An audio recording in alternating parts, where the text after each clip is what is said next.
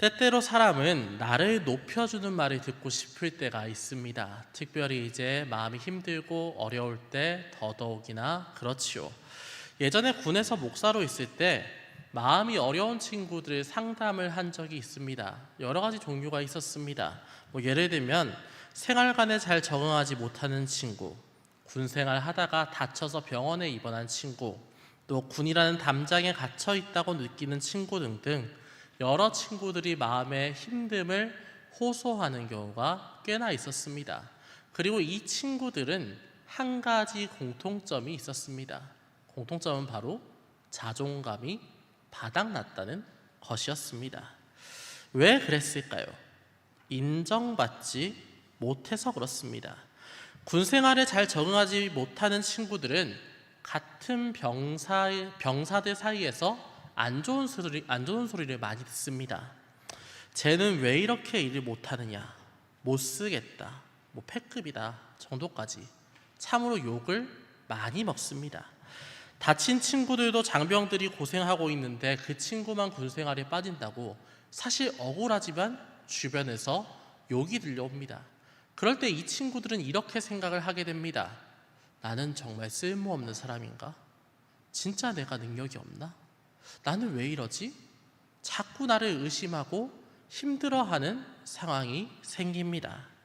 그리고는 절망하게 되지요. 그래서 저는 그 친구들을 만났을 때 사실 해줄 게 많이 없었지만 좋은 말을 열심히 해줬습니다. 나름대로 논리적으로 그 친구들이 굉장히 소중하고 너희는 귀하고 능력도 있는 사람이야 라는 말을 나름대로의 근거를 들어서 해주고는 했습니다.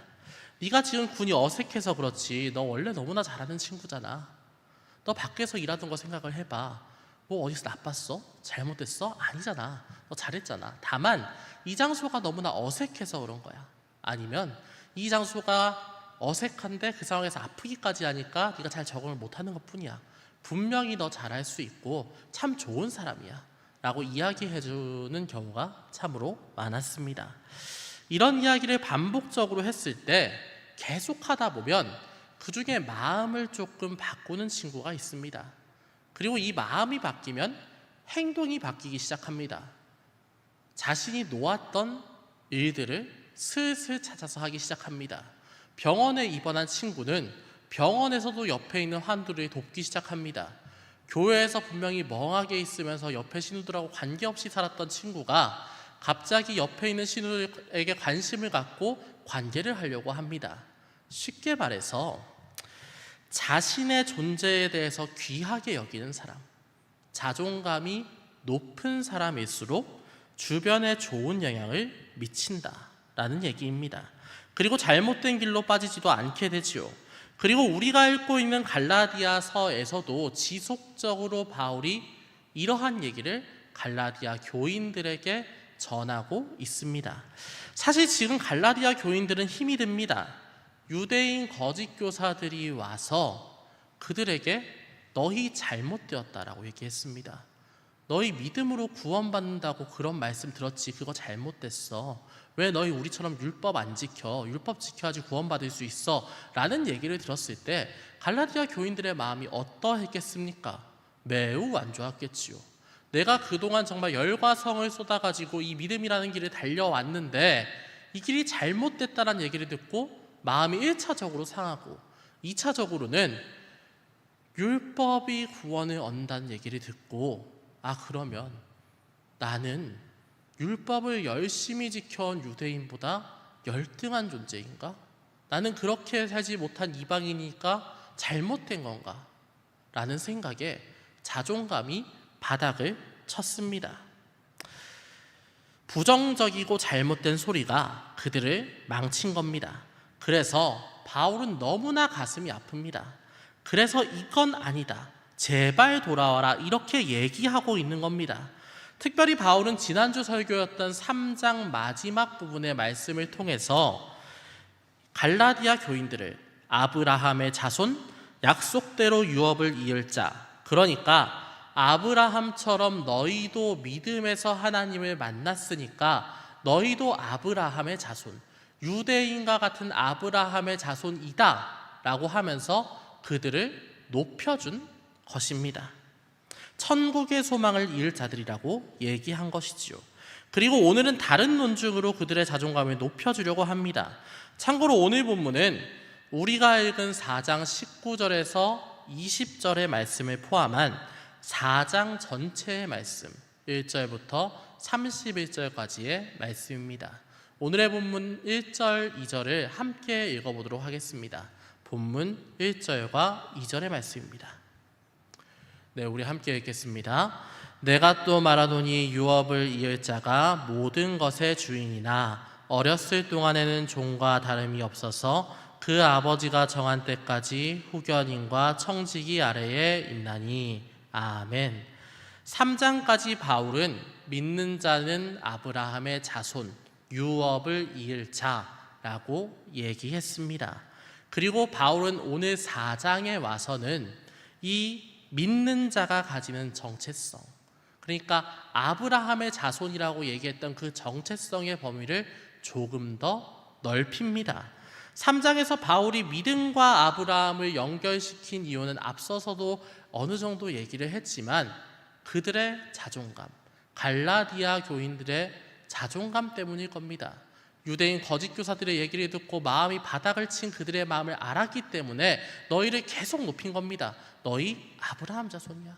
너희 믿음대로 잘 가고 있는 거 맞아. 너희 정말 잘하고 있어. 칭찬했다는 얘기입니다. 그리고 이 아브라함이라는 자손의 범위가 오늘 본문에서는 넓게 확장이 됩니다. 일단 바울은 유업을 이을 자를 어린 자녀에 빗대어서 얘기합니다. 이렇게 이야기합니다. 1절에서 3절의 내용을 풀어낸 겁니다. 잠시 경청하여 주시기 바랍니다. 유업을 이을 자도 믿음이 없을 때는 율법과 세상의 종이었다. 그리고 이는 어린 자녀가 아버지가 정한 때 성인이 되기 전 후견인과 청지기의 통제 아래에 있는 것과 같다. 어린 자녀는 분명 아버지의 유산을 물려받을 사람이지만 그 유산은 성인이 된 이후, 그러니까 아버지가 정한 때에 물려받게 된다. 그때까지 자녀는 후견인과 청지기, 그러니까 초등학문의 통제를 받는다. 바로 뒤이어서 바울은 이 얘기를 한 이후에 하나님께서 율법 아래에서 통제당하며 죄의 굴레를 벗어나지 못하는 우리를 속량하시기 위해 이 땅에 예수 그리스도를 보냈다라고 말씀하십니다. 그리고 이 예수 그리스도를 보내신 이유는 5절 중반에 나와 있듯이 아들의 명분을 얻게 하려 함이다 라고 얘기하고 있습니다. 아들의 명분, 그것은 그리스도의 명분이라는 얘기가 아닙니다. 아들의 명분이라는 얘기는 하나님의 아들이 될 수 있는 명분이라는 얘기입니다. 하나님의 아들이 될 수 있는 명분, 그러니까 우리로 하여금 하나님의 양자, 자녀가 되게 하기 위하여서 예수 그리스도를 이 땅에 보내셨다라는 얘기를 하고 있는 겁니다. 한번 생각해 보십시오. 왜 하나님께서는 죄에 빠져서 허우적대고 있는 우리를 위해서 예수 그리스도를 보내셨습니까? 왜 그 무분별한 시도, 정말 말도 안 되는 노력을 하셨습니까? 그 이유는 그냥 사랑해서가 아니라 너무나 크게 사랑해서입니다. 그 사랑은 어찌 보면 아들인 예수 그리스도를 사랑하는 것과 역시나 마찬가지, 아니 그것보다 훨씬 더 큰 사랑이라고 생각을 하시면 됩니다. 그래서 하나님께서는 수렁에 빠져있는 우리를 구하기 위해 진짜 아들인 예수 그리스도를 보내시어서 우리가 자녀가 될 수 있는 길을 열어주신 겁니다. 이게 바로 복음입니다. 그리고 그 복음을 따르는 자에게는 자녀가 되는 말도 안 되는 특혜를 주시지요. 그 말씀이 바로 6절에 나옵니다. 6절의 말씀을 우리 함께 읽겠습니다. 함께 읽겠습니다. 너희가 아들이므로 하나님이 그 아들의 영을 우리 마음 가운데 보내사 아빠 아버지라 부르게 하셨느니라. 아멘. 이 말씀이 무엇입니까? 주님께서 십자가에 달리시고 희생하신 이후에 그 사실은 복음이라는 이름으로 전파가 되었습니다. 그런데 이 복음은 인간을 통해서 전파가 되지요. 근데 문제는 복음은 인간을 통해서 전파가 되지만 실제로 그 복음이 움직일 때는 그 아들의 영, 성령님께서 그 방향성을 주장하신다고 오늘 본문은 얘기하고 있습니다. 그래서 우리가 복음을 들었을 때 그 아들의 영이신 성령님께서는 우리의 마음 문을 계속 두드리십니다. 그리고 이 성령님을 받아들이시면 하나님을 아빠, 아버지라 부를 수 있다. 아버지라 부를 수 있다. 자녀가 될 수 있다. 이게 바로 우리가 하나님의 자녀가 되는 과정입니다. 그렇게 되었을 때 우리는 7절에 나와 있듯이 종이 아니라 아들이요 하나님의 유업을 이어받을 자, 천국으로 향하는 길을 걷고 결국 천국에 이를 사람들이 된다는 이야기입니다. 얼마나 놀라운 은혜입니까? 유대인 교사들 때문에 자존감이 바닥나서 힘들어하는 갈라디아인들에게 너희도 아브라함의 자손 유대인들과 같다라고 얘기하는 정도가 아니라 가장 높으신 하나님께서 너희의 아버지가 되신다라는 얘기. 그들의 자존감이 얼마나 올라가겠습니까? 그리고 이런 말씀은 21절에서 31절의 말씀에도 계속적으로 이어집니다. 30절과 31절에 한번 읽어볼까요? 4장 30절과 31절 좀 길지만 함께 읽겠습니다. 그러나 성경이 무엇을 말하느냐? 여종과 그 아들을 내쫓으라. 여종의 아들이 자유 있는 여자의 아들과 더불어 유업을 얻지 못하리라 하였느니라. 그런즉 형제들아 우리는 여종의 자녀가 아니요 자유 있는 여자의 자녀니라. 아멘. 21절에서 31절은 아브라함의 두 아내 하갈과 사라를 통하여서 3장과 4장 내용 전체를 정리하는 부분입니다. 아브라함의 두 아내 하갈과 사라는 너무나 잘 아시듯이 각각 종과 정실입니다. 종과 정부인입니다. 그리고 종인 하갈은 아브라함이 약속을 못 믿어서 하나님께서 자녀를 낳게 하겠다는 그 약속을 못 믿어서 육체적인 관계로 아들을 임신하고 아들인 이스마엘을 낳게 되었습니다. 반대로 사라는 하나님의 약속으로 인해서 원래 닫혔던 태의 문을 열어서 그 아들인 이삭을 낳게 되었죠. 그리고 바울은 이 둘이 마치 주님을 만나기 전과 후의 갈라디아 교인들과 같다라고 얘기하고 있습니다. 원래 갈라디아인들은 하갈에게서 난 자, 율법 또는 세상의 법을 섬기며 세상에 예속된 자들이었으나 하나님의 은혜로 자유로운 약속의 백성이 되었습니다. 그러므로 너희는 귀한 백성이고 약속의 유업을 이을 자들이 되었으니 사라의 자녀가 되었으니 제발 하갈에게서 난 자처럼 다시 회귀하지 마라. 다시 돌아가지 마라. 다시 그 바보 같은 짓을 하지 말라고 오늘 본문에서 얘기하는 겁니다. 그리고 이는 우리에게도 마찬가지로 적용이 됩니다.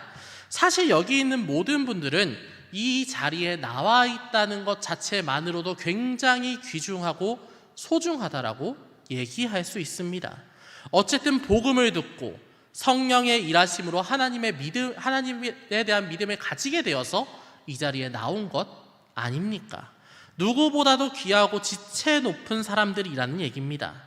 그런데 자꾸 우리는 우리가 얻게 된 높은 신분, 하나님의 자녀라는 신분을 망각하고 살아갑니다. 그 가치를 잊고 살아갑니다. 귀한 신분을 가진 자에게는 책임이 요구되는데 그 책임을 지기가 좀 싫다고, 천국 가는 길이 너무나 싫다고, 그리스도인으로 사는 게 너무나 비난받는 일 같다고, 그것들이 마음을 힘들게 한다고 나에게 주어진 이 신분을 내팽개치려 합니다. 그리고 귀함을 버리고 낮고 천한 곳으로 가고 싶어하는 경우가 있지요. 특히 눈앞에 보이는 좋은 것들이 있을 때, 누군가 큰 돈을 만지면서 욕망을 추구하는 게 부러울 때, 세상적인 성공이 갈급할 때, 그리고 그리스도인이라는 높은 신분을 인정해주지 않을 때 우리는 그러한 마음을 크게 느낍니다. 그런데 상대가 비난한다고 내 신분이 낮아집니까? 세상이 우리를 바보라고 한다면 하나님의 자녀의 신분이 바뀝니까? 아닙니다. 가장 높으신 하나님께서 인정한 그리스도인한 신분은 결코 낮아지지도 사라지지도 않습니다. 그런데 그거를 포기하려 한다고 하면, 그거를 포기하고 낮은 데로 가겠다고 하는 마음은, 선택은 결국 우리가 한다는 얘기입니다.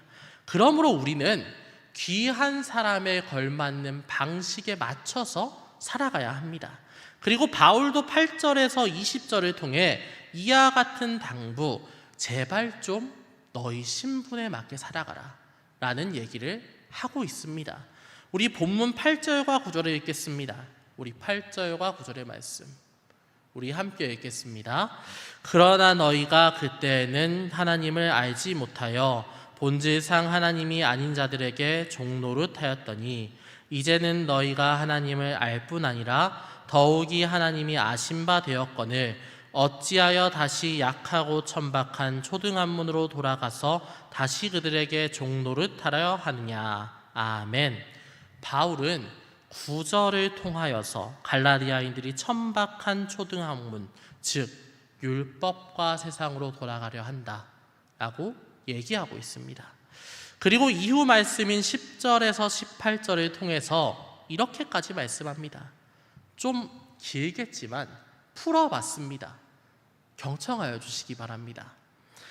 너희가 날과 달, 너희 갈라디아 교인들이 날과 달과 절기를 지키는 율법에 빠져 있다고 들었다.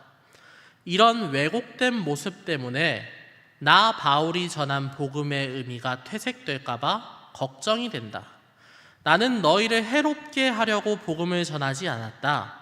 예전에 너희에게 복음을 전할 때 나는 몸이 너무 아프고 병색이 완연한 상태였다. 일반적으로 그런 사람이 전한 말은 아무리 좋아도 사람들이 믿지를 않는다. 왜냐하면 너무나 아파 보이기 때문에 신뢰감이 떨어지기 때문이다. 그런데 너희는 그런 내가 전한 복음을 신뢰하고 믿었으며 이로 인해 예수 그리스도를 영접하고 큰 복을 받았다. 그런데 그때 너희가 받은 복이 지금 어디 있느냐? 나는 계속 참된 말로 복음을 전하고 너희를 바른 길로 가게 하기 위해서 노력을 하는데 어찌 너희는 나를 멀리하고 원수처럼 여기느냐? 유대 거짓 교사들이 너희에게 열심을 낸 것은 너희를 잘되게 하기 위한 것이 아니라 너희를 구원해서 배제시키기 위함이다. 그들은 너희를 믿음에서 멀어지게 한 후에 율법으로 구원받는 길을 주장하는 자신들에게 의존하게 만들기 위해 그렇게나 열심을 내는 것이다. 그들이 진짜로 순수하게 너희에게 열심을 내었다면 내가 어찌하여 이렇게까지 화를 내겠느냐? 여러분, 바울의 마음이 느껴지십니까? 한번 생각을 해봅시다. 여러분이 너무나 사랑하는 사람, 가족, 연인, 친구, 그런 사람이 잘못된 길을 간다 라고 생각을 해봅시다. 너무너무 사랑해서 잘 되기만을 바랬는데 잘못된 길을 갑니다. 예를 들면 실제로 이런 경험을 하신 분들도 있겠지만 갑자기 다른 복음을 듣고 이단으로 간다든지, 또는 종종 교회를 잘 나오다가 다른 욕망들이 커져서 예배에 참여하지 않고 무교가 되어버린다든지, 이런 경우 사실 우리 교회 다니면서 참으로 많이 겪지 않습니까? 그럴 때 여러분 어떤 마음을 가지십니까? 안타깝겠지요. 아프겠지요. 그리고 사랑하는 사람이라면 어떻게든 돌이키게 만들고 싶겠지요. 바울의 마음이 딱 그런 거였습니다. 너무나 귀한 우리 갈라디아 교인들이 자꾸만 잘못된 길로 가니까 마음이 너무나 아픈 겁니다. 너무나 안타까고 힘들어서 화가 나고 슬프고 아픈 겁니다. 그래서 이 갈라디아서를 통해서 안타까운 마음을 길게 풀어놓은 겁니다. 제발 좀 돌아오라고요. 그렇다면 여러분은 어떠십니까? 귀한 여러분이 귀한 길을 걸어 나가는 게 여러분을 사랑하는 이들을 기뻐하는 일이라는 걸 깨달으셔야 하지 않겠습니까? 그 귀한 길을 걸어 나가는 방법이 무엇입니까? 19절에 이렇게 나와 있습니다. 너희 속에 그리스도의 형상을 이루기까지. 너희 속에 그리스도의 형상을 이루기까지. 그리스도의 형상을 이룬다. 이게 무슨 말입니까? 나 자신이 그리스도를 따라 살고 그 그리스도를 따라 사는 사람들이 공동체로 하나가 되어서 또 다른 이웃에게 그 아름다운 모습을 전파하고 그래서 귀한 공동체로 살아가는 것. 이게 그리스도의 형상을 이루는 방법입니다. 이전에 갈라디아 공동체는 이것을 분명히 이룬 공동체였습니다. 그런데 무너졌지요. 그리고 바울은 이것을 다시 이루기 위해서 다시 해산하는 수고, 다시 하나님의 자녀를 만드는 수고, 복음을 전파하고 그것을 믿게 하고 그 사람들이 모이게 하여서 그 공동체가 하나님 앞에 나아가게 하는 그 수고로운 과정을 다시 겪겠다고 말합니다. 이 어려운 과정을 너무나 사랑하는 갈라디아 교인들을 위해서 다시 한번 하겠다고 말하는 겁니다. 그리고 이는 우리도 마찬가지입니다. 우리를 사랑하는 사람들, 가족, 친구, 연인들 이 엇나갈 때 우리 신일 공동체는 너무나 마음이 아플 겁니다.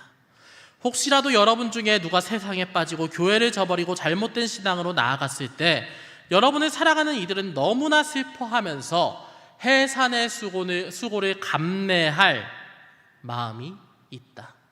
바울과 같이 힘들어할 마음이 있다는 이야기입니다.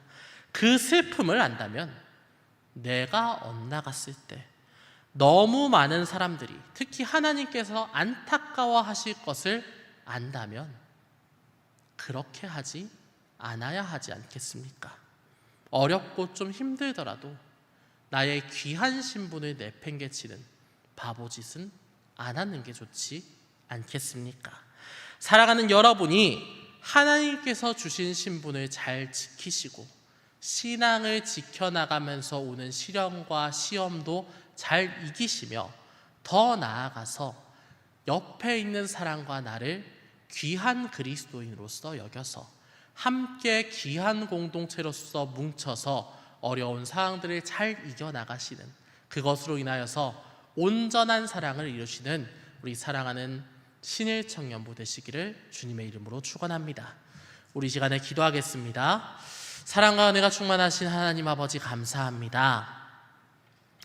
오늘 갈라디아서의 말씀으로 주님의 음성을 들었습니다.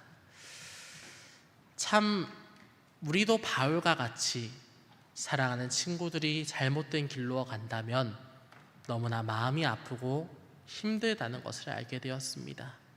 특히 내가 엇나가게 된다면 주변뿐만이 아니라 하나님께서도 마음이 아파하신다는 것을 알게 되었습니다. 우리가 그 마음을 아파하게 하는 사람이 되지 않게 하여 주시옵소서.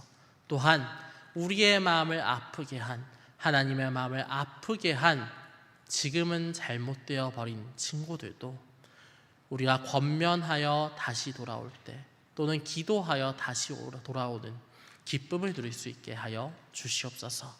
주님께서 이러한 열심을 독려해 주실 것을 믿사오며 거룩하신 우리 주 예수 그리스도의 이름으로 기도합니다. 아멘.